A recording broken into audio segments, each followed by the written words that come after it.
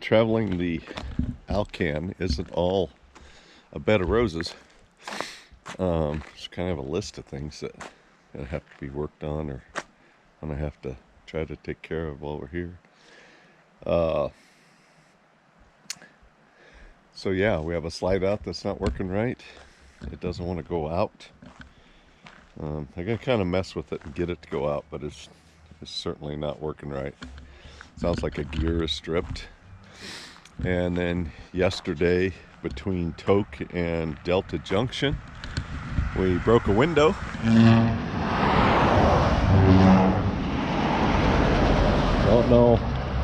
Don't know what happened. Just we stopped at a rest area, and the window was all shattered. What was left of it. So. Well, we have a broken window just about 10-15 miles out of Tok.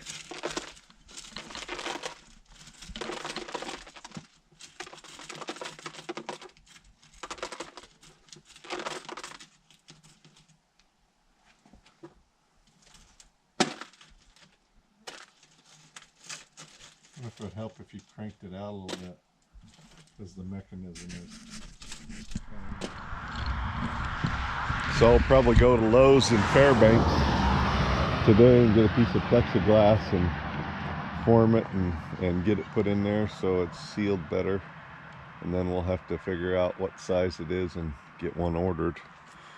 You know, the trick when you're traveling like this is figuring out where you have something shipped, how long is it going to take, and where you're going to be. So that'll be interesting to try to get that solved. Slide out, I don't know for sure what I'm going to do yet. Now you can see the rig's a mess. So all that mud's from Destruction Bay. So Destruction Bay, they everything over here too, all on the truck, the wheels, the doors, the side, it's pretty muddy. So everything we kind of read and saw on Facebook and whatnot, Destruction Bay supposedly was gravel road from Destruction Bay is a town. It's not much of a town. It's a little bit of nothing along the road. It's a point on the Alaskan Highway between Haines Junction and Tok, where they said a storm came through and destroyed all the buildings and materials. So that's how it got its name, Destruction Bay. And I think it's, you know, right on the end of that Clune Lake. So anyway, they everything we read said that was pretty much gravel all the way from there to Tok, which is like 75-80 miles something, and then it was supposed to be a bad road past Tok. Well, that's not exactly true. There's plenty of paved road along that stretch. There's just patches that are gravel. So when they've had frost heaves or the road's been broke up for whatever reason, they patched it with gravel versus patching it with asphalt.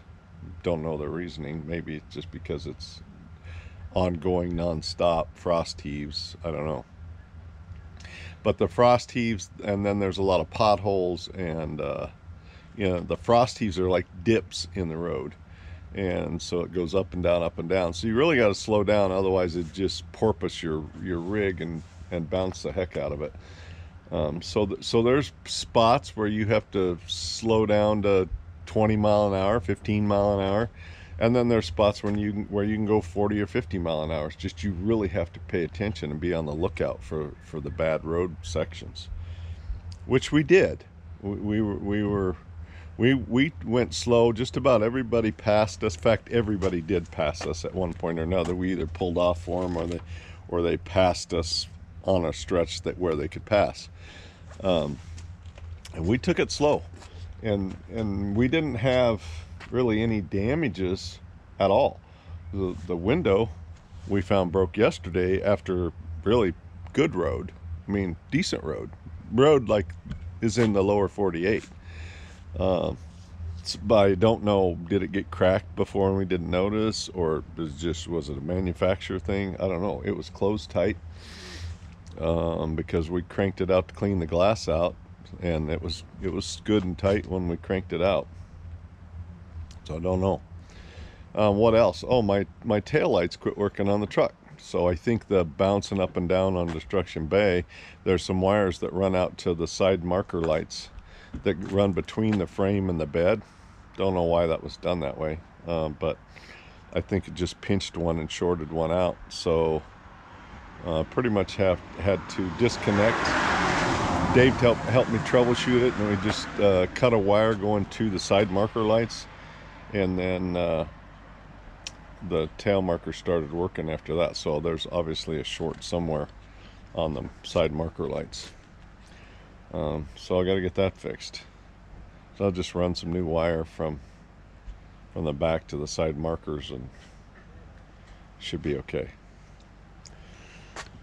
What else? Oh, my water tank, my 200-gallon fresh water tank that I carry an extra 200 gallons of fresh water right up here in the front, right here. So that when we boondock, because, you know, we're a whole family, when we boondock, we can boondock for days and not run out of water. Anyway, it started leaking. Must have cracked a weld or wore a hole in the bottom of it or something. I don't know. I just know it's leaking out the bottom. It's not terrible, but it's certainly, it's a constant drip. So that's going to limit our boondocking the rest of the trip. We've just finished boondocking for 5 days, and about day 3 I transferred water. So I didn't make a video of it, but I replaced the broken window with a piece of plexiglass. There was a Lowe's here in Fairbanks, so I went and bought a piece of plexiglass, and I had my cordless grinder with me, so I rounded the edges over here, and I put butyl tape behind the plexiglass on the window frame, and then I taped it all. I think it'll be okay until we get maybe even all the way back to home, but if not,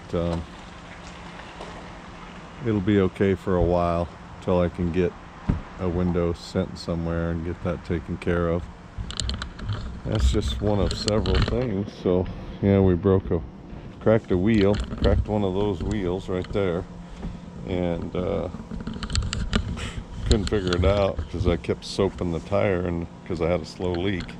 I may have talked about that already in another video, but wound up taking it to a tire shop, and they diagnosed it.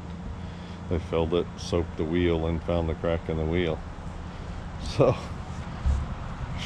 had a hell of a time finding another wheel. Finally found a steel wheel, and had to pay as much for that as the aluminum ones, which typically isn't the case, but when you're remote, you gotta do what you gotta do. So I have a steel wheel underneath for a spare.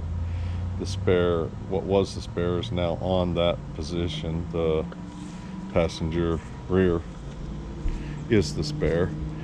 And then I took the old aluminum wheel and JB welded it on Dave's suggestion, and so far it's been holding air. So that's a backup spare, I guess, second spare.